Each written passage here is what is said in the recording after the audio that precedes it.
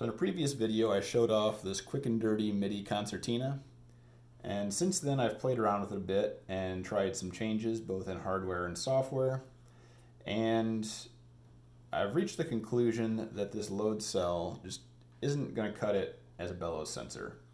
For an Anglo where the bellows direction is actually controlling which notes are being played, this just isn't quick enough. So I've been thinking about a different way to solve that problem.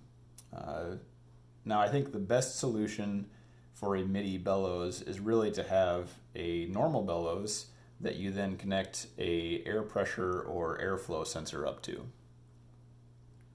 But the problem is that a regular bellows is an expensive part, and I'm looking for a budget solution. So after thinking about different approaches and sensors that I might use, this is what I've come up with. So this funny looking apparatus is really just a fancy scissor mechanism.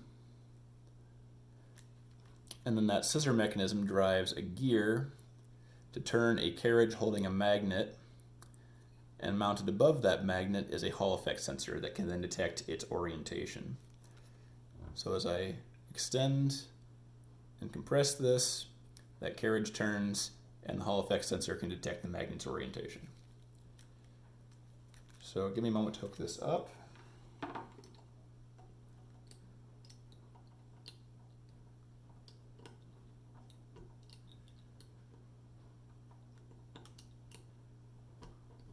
There we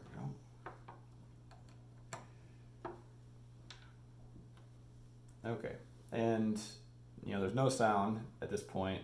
What we have is three sort of bar graphs.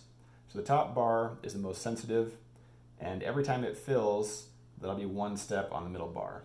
Every time the middle bar fills, that's one step on the bottom bar, and the bottom bar will make it about halfway across before we've maxed out the sensor.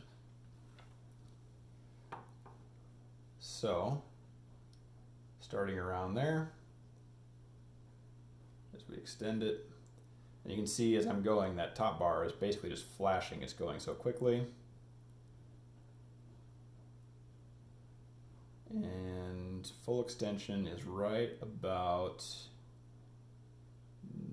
there. And we can go back the other way, a little more slowly maybe.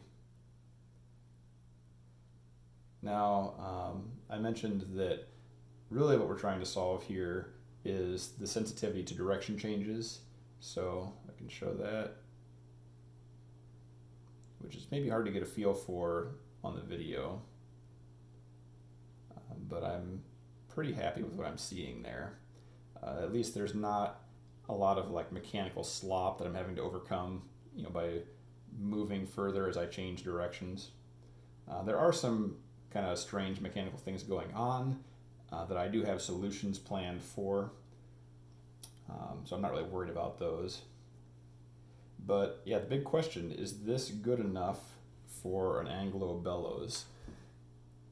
And I actually don't know yet. I really think until I hook this up to something with buttons that I can play music on, I'm not going to know. But so far it's very promising, at least enough that I'm going to continue down this path of investigation and see where it leads. And if nothing else, I don't know, hopefully you find this kind of harebrained idea a little bit entertaining. So thanks for watching.